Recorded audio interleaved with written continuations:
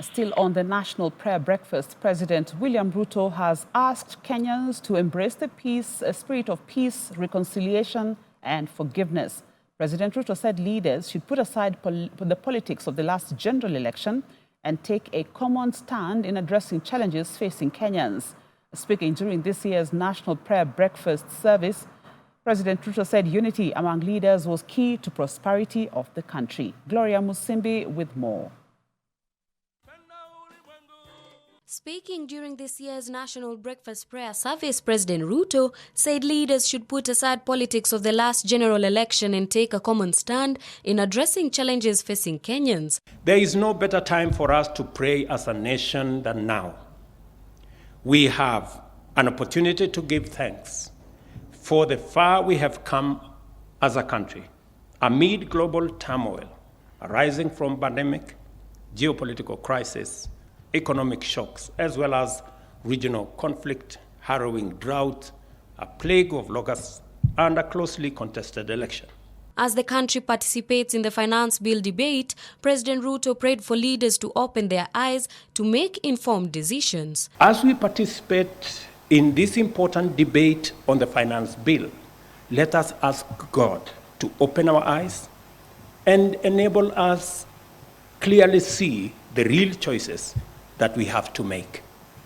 And I want to remind you the words of Daniel 11:32 that say, even in the context where we are, Daniel reminds us that, but those who know their God, they will be strong and they will do great exploits.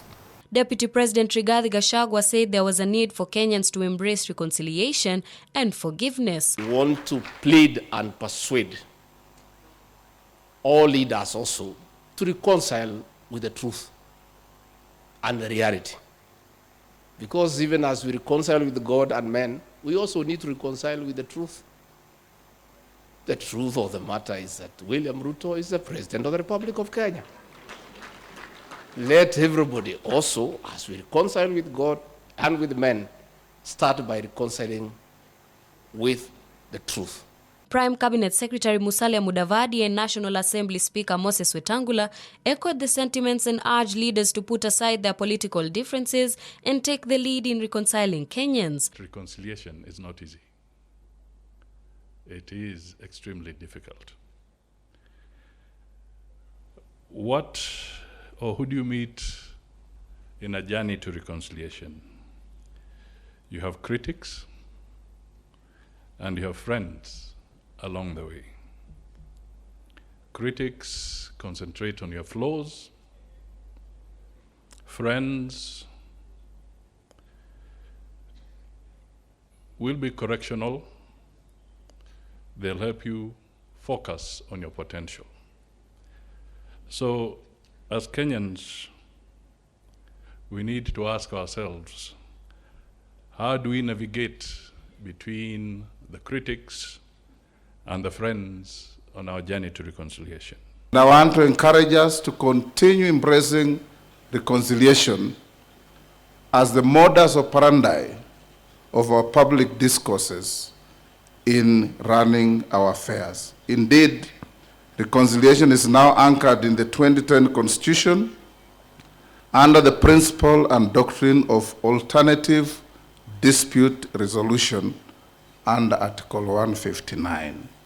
On her part, nominated Senator Sabina Chege has urged Azimio legislatures to rethink her removal as Deputy Minority Whip in the spirit of reconciliation. I pray to my colleagues in Parliament that they also reconcile with me, because the best thing I did was not to run away from them, but just think bigger picture about Kenya. And so, Mr. Speaker, as they plan to remove me as a Deputy Minority Whip, I hope that you'll also look at me with a better eye, and I also extend the same branch to my colleagues in Azimio, because there's nothing wrong I've done.